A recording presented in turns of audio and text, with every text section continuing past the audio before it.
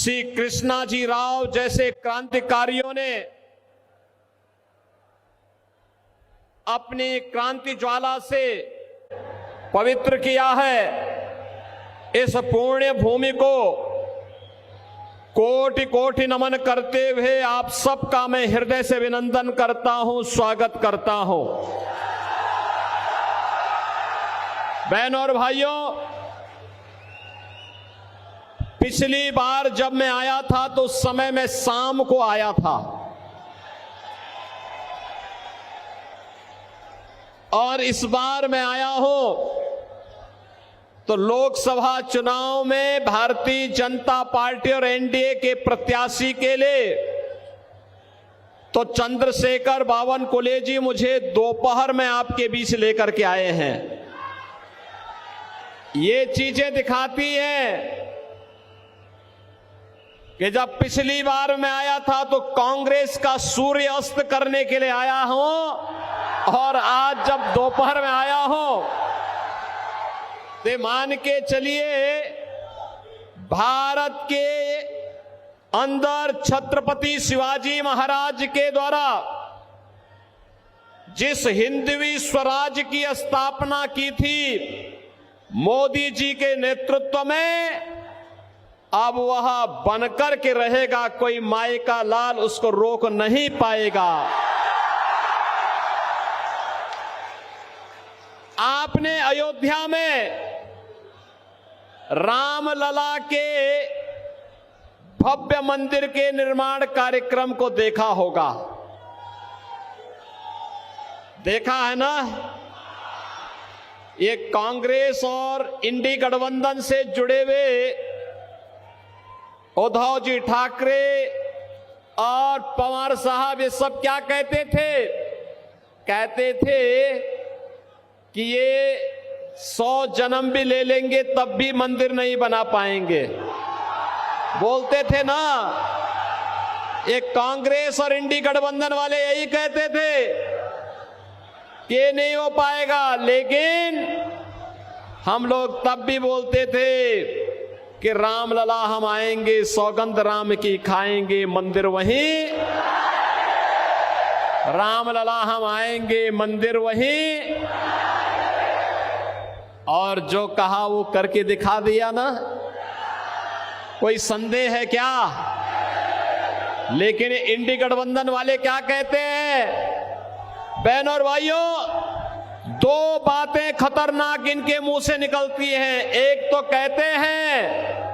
कहते हैं कि राम मंदिर अगर कांग्रेस गठबंधन की सरकार बनी तो फिर राम मंदिर को क्या करना है ये हम तय करेंगे। हमने कहा भी देखो, रामलला तुम्हें इस लायक छोड़ेंगे ही नहीं कि तुम दिल्ली पहुंच सको। दूसरा इन लोगों के द्वारा हमेशा प्रयास किया गया, ये डराते थे, कहते थे अगर राम मंदिर हिंदुओं के पक्ष में अयोध्या का फैसला आ गया तो दंगे हो जाएंगे, खून की नदियां बह जाएंगी। और बहनों और भाइयों, अयोध्या में माननीय उच्चतम न्यायालय का फैसला राम मंदिर के पक्ष में आया। प्रधानमंत्री जी ने कृपा करके वहां शिलान्यास भी किया, राम मंदिर का निर्माण भी हुआ, रामलला विराजमान भी हुए। कहीं तिनका नहीं हिला। दंगा तो बात बहुत दूर की है। और मैं इन इंडी गठबंधन वालों को भी कहना चाहता हूं, उत्तर प्रदेश में तो पिछले 7 वर्ष में कोई दंगा ही नहीं हुआ। अगर हम लोग रामलला को आप सबके आशीर्वाद से, भारत की जनता के आशीर्वाद से, मोदी जी के नेतृत्व में अयोध्या में विराजमान कर सकते हैं तो बड़े बड़े माफिया और दंगाइयों का राम नाम सत्य है की यात्रा भी निकाल सकते हैं। और ये हुआ है ना। देखो, पहले जो बड़े बड़े माफिया वहां पर सत्ता का संचालन करते थे, धमकाते थे, अराजकता फैलाते थे, बेटी और व्यापारी की सुरक्षा के लिए खतरा बने हुए थे, वहां के विकास के बैरियर बने हुए थे, हमने बुलडोजर चला करके एक झटके में उनकी सफाई कर दी है। आज आप देख रहे होंगे उत्तर प्रदेश में सारा अतिक्रमण समाप्त हो गया। अब वहां दंगा का कोई सोचता ही नहीं है। अब तो बहनों और भाइयों, उत्तर प्रदेश में कोई सड़क पे नमाज भी नहीं पढ़ता।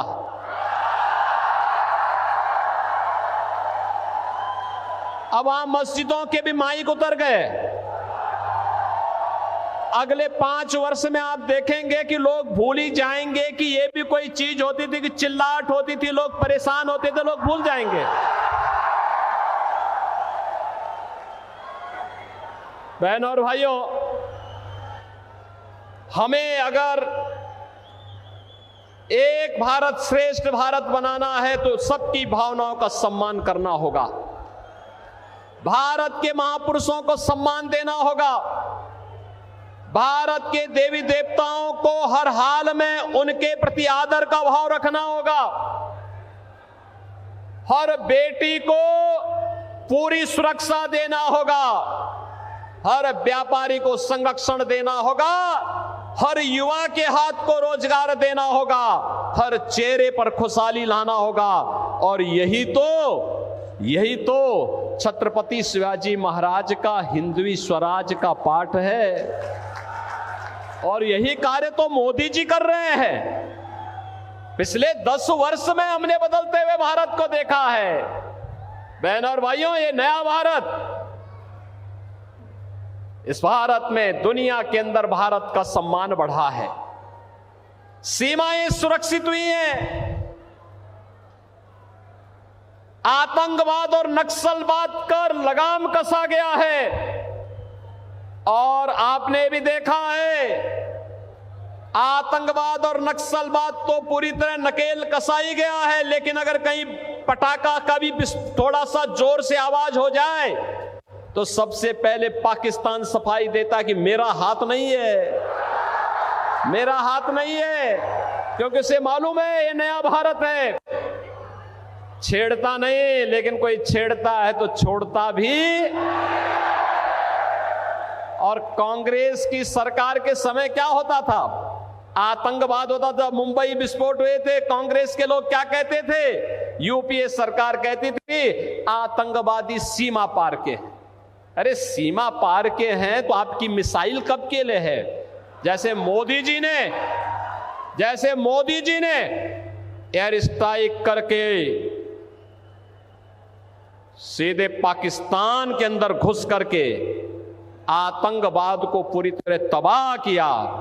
और अब तो आपने देखा होगा, ब्रिटेन के एक बड़े समाचार पत्र ने यह लिखा कि पाकिस्तान के अंदर पिछले 3 वर्ष के अंदर जितने बड़े दुर्दांत आतंकवादी थे वे एक एक करके मारे गए। और मारने वालों में भारत की एजेंसी का हाथ है। भाई, जो हमारा दुश्मन है हम उसकी पूजा थोड़े करेंगे। अरे कोई हमारे लोगों को मारेगा तो हम उसको पूजेंगे नहीं भाई, हम भी तो उसको वही करेंगे जिसका वो हकदार है, और वही हो रहा है। और अब तो पाकिस्तान को, पाक अधिकृत कश्मीर को बचाना मुश्किल हो रहा है। आप देखना, चुनाव के बाद मोदी जी को तीसरी बार प्रधानमंत्री बने दीजिए, अगले 6 महीने के अंदर आप देखेंगे कि पाक अधिकृत कश्मीर भी भारत का हिस्सा हुआ।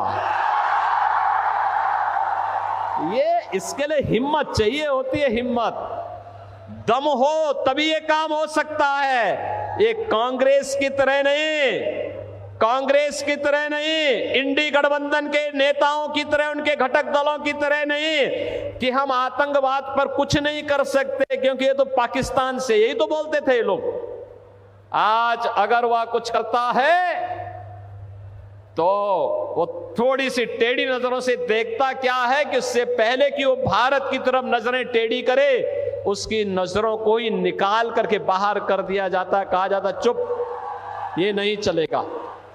बहनों और भाइयों, ये नया भारत है, बिना रुके, बिना डिगे, बिना हटे, बिना डरे आज मोदी जी के नेतृत्व में विकास की जिस यात्रा को आगे बढ़ा रहा है, आप सबके सामने है।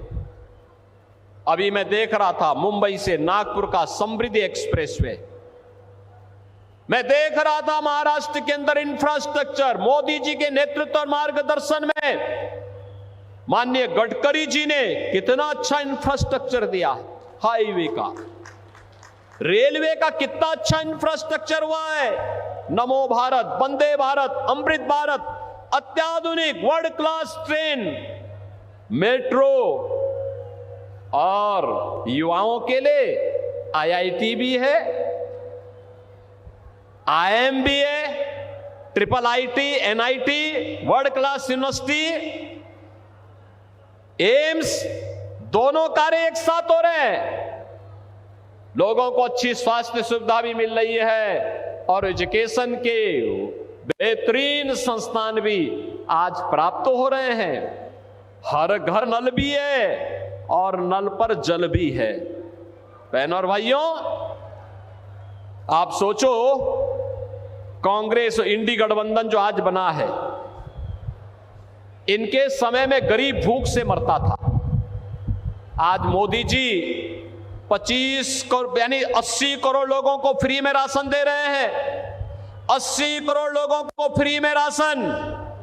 और यही नहीं, जो लोग पाकिस्तान का राग अलापते हैं, इनसे बोलो कि जितनी पाकिस्तान की आबादी है उससे ज्यादा लोगों को मोदी जी ने 10 वर्ष में गरीबी रेखा से उभार करके खुशहाल जीवन जीने के लिए आगे बढ़ाया है। मात्र 23 करोड़ एक कमबख्त पाकिस्तान, आप सोचो कहां पहुंचा दिया इन्होंने पाकिस्तान को। अरे हिंदुस्तान में रहता तो भूखों नहीं मरता, उनको भी फ्री में राशन मिलता। लेकिन आज गली मोहल्लों में कुछ जीव लड़ते हैं ना एक रोटी के टुकड़े के लिए, यही पाकिस्तान में 1 किलो आटा के लिए छीना झपटी होती है। आंदोलन चल रहे हैं, धरना प्रदर्शन चल रहे हैं, बड़े बड़े अभियान चल रहे हैं, आगजनी हो रही है, तोड़फोड़ हो रही है, क्योंकि खाने के लिए कुछ भी नहीं है पाकिस्तान में। तो जो पाकिस्तान का राग अलापते हैं, इनसे बोलो कि जाओ पाकिस्तान में जाके भीख का कटोरा लेकर के भीख मांगो, हिंदुस्तान पे बोझा क्यों बने हुए हो। जाओ ना वहीं पे, जाओ वहां पे पाकिस्तान के पास जाकर के वहीं रहो, क्यों हिंदुस्तान पे बोझा बने हुए हो। हिंदुस्तान के इस बोझे को दूर करने की आवश्यकता है। बहनों और भाइयों, 60 करोड़ लोग आयुष्मान भारत में 5 लाख रुपए की स्वास्थ्य बीमा प्रतिवर्ष प्राप्त कर रहे हैं और गरीब का जनधन अकाउंट खुल गया है। 12 करोड़ घरों के लिए शौचालय बन गए हैं, 4 करोड़ गरीबों के मकान बन गए हैं। और मोदी जी ने कहा है कि 70 वर्ष से ऊपर का हर सीनियर सिटीजन चुनाव के बाद प्रतिवर्ष 5 लाख रुपए की स्वास्थ्य बीमा का, आयुष्मान भारत की सुविधा का लाभ प्राप्त करेगा। जितने भी गरीब बचे हैं, जिनके पास अपना आवास नहीं है, उनको एक एक आवास मिलेगा। यहां पे तो सुरक्षा भी है, सम्मान भी है, यहां पे विकास भी है, गरीब कल्याण भी है और विरासत का भी सम्मान है। अयोध्या में रामलला का भव्य मंदिर भी बन गया है, काशी में काशी विश्वनाथ का मंदिर बन गया है। याद करिए, महाराष्ट्र और उत्तर प्रदेश का संबंध तो ये चोली दामन का संबंध है, कोई अलग कर ही नहीं सकता है। याद करिए, छत्रपति शिवाजी महाराज को जब छत्रपति की उपाधि से सम्मानित करना था, उनका अभिषेक करना था, तो काशी के गागा भट्ट महापंडित ही आकर के इसका रस्म को पूरा करने में योगदान दिए थे। आप हमारे काशी में आइए, वहां मराठा घाट मिलेगा, वहां पर महाराष्ट्र के राजाओं के द्वारा बनाए गए, भोसले के द्वारा बनाए गए बड़े बड़े घाट मिलेंगे। वहां पर मराठा समाज अलग से काम करता है, महाराष्ट्र समाज अलग से काम करता है।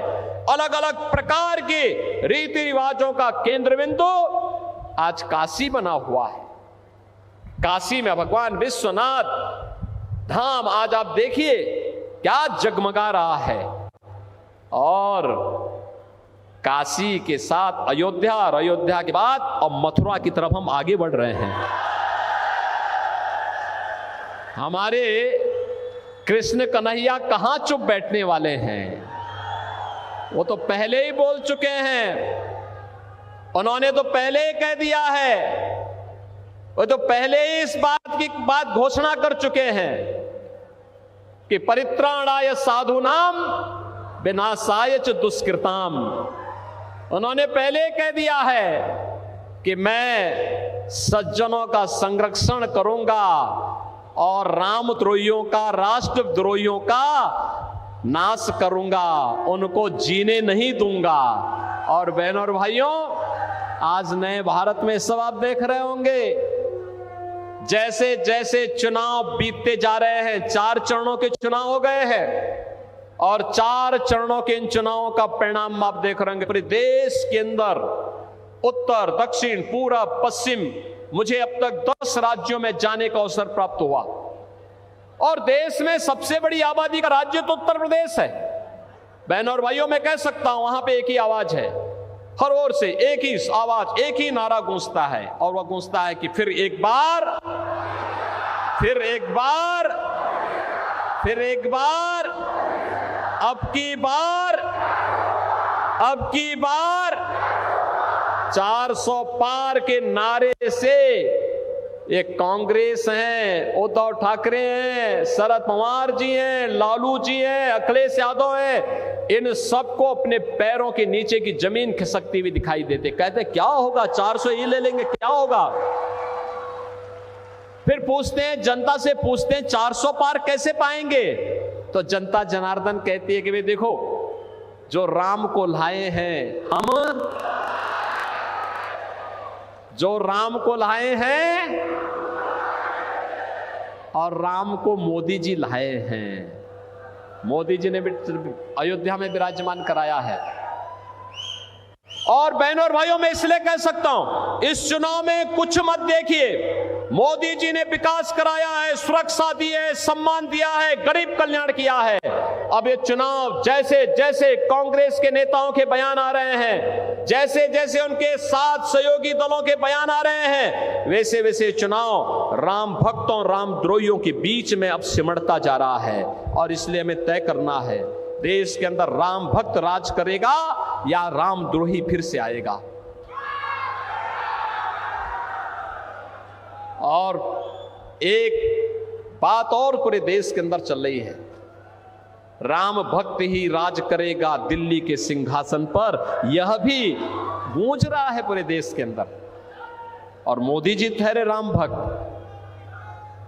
अभी आपने देखा होगा, पहले प्रधानमंत्री है मोदी जी, जिन्होंने अयोध्या में जाके रामलला के मंदिर का शिलान्यास किया। लोग कहते थे अरे ये सब नहीं होने देना, प्रधानमंत्री को क्या शोभा देता है। अरे मोदी जी ने कहा क्या बात करते हो भाई, राम हमारे पूर्वज थे, हमारी विरासत है, भारत की आदर्श हैं, कैसी बात करते हैं। अयोध्या में राम मंदिर के निर्माण के लिए मैं क्यों नहीं जाऊंगा। मोदी जी गए, उद्घाटन में मोदी जी गए, 11 दिन का अनुष्ठान रखे और अयोध्या में भगवान राम का भव्य मंदिर का निर्माण किए। बहनों और भाइयों, मैं आप सबसे अपील करूंगा, भारतीय जनता पार्टी अपने सहयोगी दलों के साथ इस चुनावी मैदान में है, जो भारत के हित में है, जो भारत को दुनिया की एक महाताकत बना दे, भारत को एक आत्मनिर्भर और विकसित भारत बना दे। वह कार्य केवल मोदी जी कर सकते हैं, मोदी जी के नेतृत्व में होगा। ये कांग्रेस के साथ जितने भी इनके अगल बगल के चट्टे बट्टे हैं, ये सभी के सभी लोग अब जब इनके पास सारे हथियार समाप्त हो गए हैं, अब ये गाली गलौज पे उतर आए हैं, गुमराह करेंगे, अनलगल प्रलाप करेंगे, झूठी घोषणाएं करेंगे, आपको बहकाने का काम करेंगे। इनके बहकावे में आने की आवश्यकता नहीं।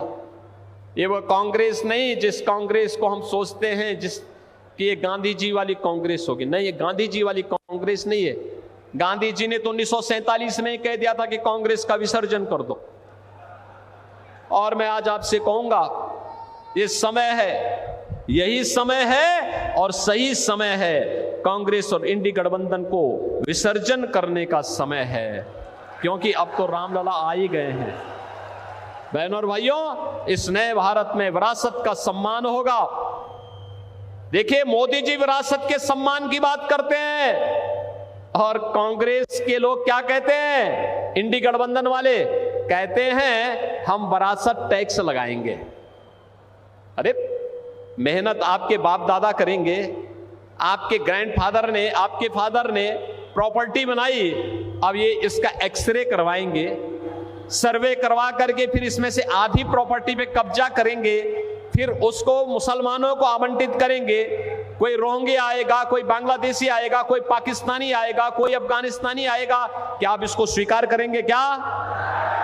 बहनों और भाइयों, ये इंडी गठबंधन में अब औरंगजेब की आत्मा घुस चुकी है, इसको मत आने देना।